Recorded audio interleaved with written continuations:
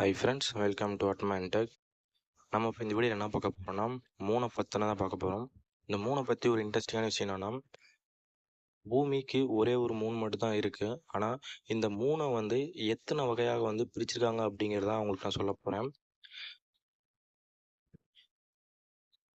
அமெரிக்கர்கள் வந்துட்டு சந்திரன் வழியாக மாதங்கள் மற்றும் பருவங்களை கண்காணிக்கிறதுனால இன்றும் பல்வேறு நிலவுகளை குறிக்க அவர்கள் வந்து உருவாக்கிய பல புனைப்பெயர்கள் மற்றும் சொற்களை உலகம் முழுவதும் வந்து அவங்க வந்து யூஸ் பண்ணிட்டு இருக்காங்க. இதில் அமெரிக்கர்கள் வந்துட்டு எப்படி இந்த மாதிரி வந்து அந்த மூணை வந்து டிஃப்ரெண்ட் பண்ணாங்க அப்படின்னும் அதை எத்தனை வழியில் பண்ணியிருக்காங்க அப்படின்னு உங்களுக்கு சொல்கிறேன். முதல்ல வந்து பெரும் நிலவு, அதாவது சூப்பர் மூன் அப்படின்னு வந்து டிஃப்ரென்ஷியேட் பண்ணியிருக்காங்க.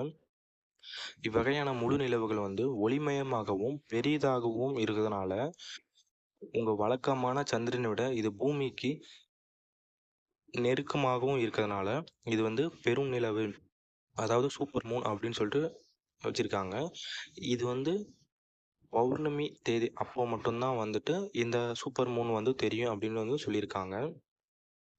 சிறு நிலவு, அதாவது மைக்ரோ மூன் அப்படின்னு டிஃப்ரெண்ட் பண்ணியிருக்காங்க.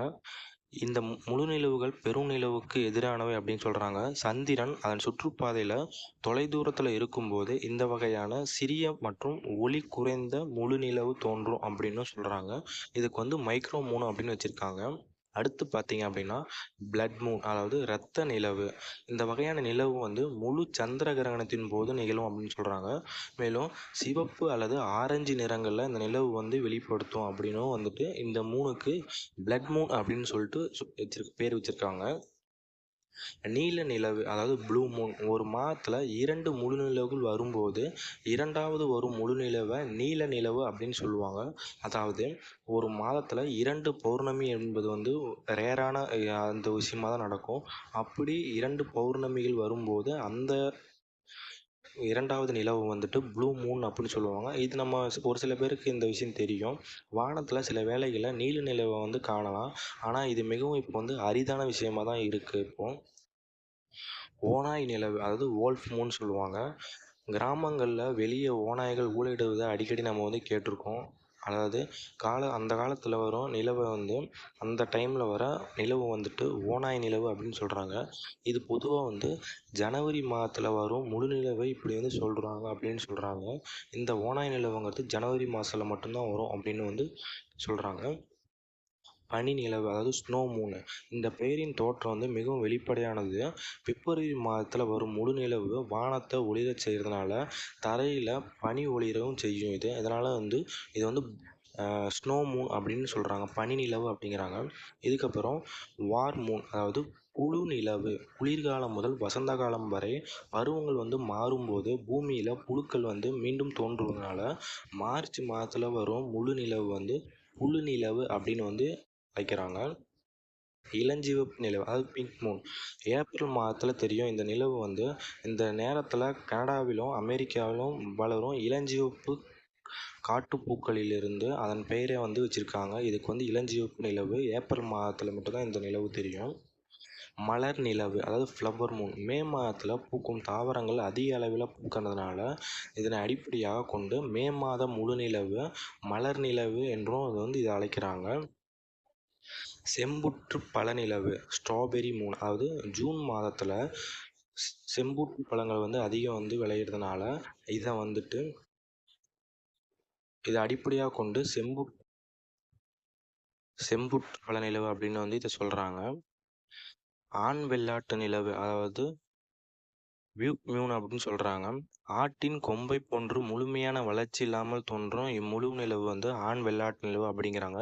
இது ஆண்டின் நேரத்தை வந்து குறிக்கிறதுக்கு வந்து இந்த பேர் வந்து வச்சுருக்காங்க. மீன் நிலவு அப்படின்னு வந்து சொல்கிறாங்க. கோடையின் பிற்பகுதியில் ஆகஸ்ட் மாதத்தில் அமெரிக்கா மற்றும் கனடாவில் கிடைக்கும் ஸ்டர்ஜன் எனும் மீனை அடிப்படையாக கொண்டு இந்த பெயரை வந்து வச்சுருக்காங்க. இதுக்கு வந்து ஸ்டர்ஜன் மூன் அப்படின்னு வந்து பேர் வச்சுருக்காங்க.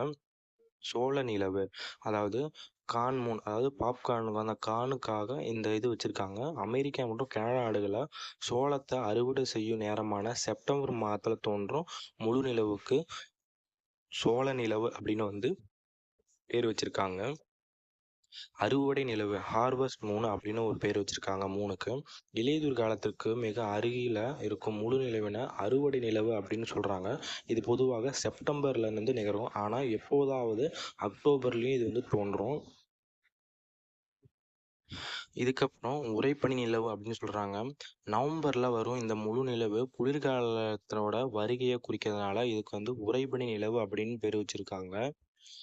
குளிர் நிலவு கோல்டு மூன். இந்த நிலவு வந்து அதிகமாக இரவு நேர முழு நிலவு அப்படின்னு சொல்கிறாங்க. லாங் நைட் மூன் அப்படின்னு சொல்கிறாங்க. இது ஏன் அப்படின்னா இரவுகள் மிக நீளமாகவும் குளிராகவும் இருக்கும் ஆண்டு நேரத்தை இது குறிக்கிறதுனால இதுக்கு வந்து கோல்டு மூன் அப்படின்னு ஒரு மூனுக்கு பேரும் வச்சுருக்காங்க. நம்ம வந்து ஒரே ஒரு மூன் மட்டும் தான் பார்த்துருப்போம். ஆனால் அமெரிக்காவும் கனடாவிலையும் இந்த மாதிரி டிஃப்ரென்ஷியேட் பண்ணி ஒவ்வொரு மந்த்துக்கும் வந்து இந்த மாதிரி வந்து மூனுக்கெல்லாம் வந்து டிஃப்ரெண்ட்டாக வந்து பேர் வச்சுருக்காங்க. இது வந்து அந்த நிலவு வரும்போது அங்கே நடக்கிற கிளைமேட்டோ இல்லை வெதர் இது அந்த அடிப்படையில் இதை வந்து டிஃப்ரென்ஷியேட் பண்ணியிருக்காங்க. இது வந்து கேட்குறதுக்கு நல்லா இருக்கும். இந்த மாதிரி மூணை வந்து இனிமேல் நீங்கள் வந்து பார்க்கும்போதும் இந்த வீடியோ உங்களுக்கு ஞாபகம் வரும்போதும் கரெக்டாக அந்தந்த மந்தில் அந்தந்த நிலவு வரும்னு சொல்லிட்டு ஞாபகம் வச்சுக்கோங்க. மறக்காமல் இந்த இதை வந்து உங்கள் ஃப்ரெண்ட்ஸ்க்கெல்லாம் ஷேர் பண்ணுங்கள். மறக்காமல் சேனலை சப்ஸ்கிரைப் பண்ணுங்கள். அப்போ தான் அடுத்தடுத்த வீடியோ உங்களுக்கு நோட்டிஃபிகேஷனாக வரும். Thank you friends.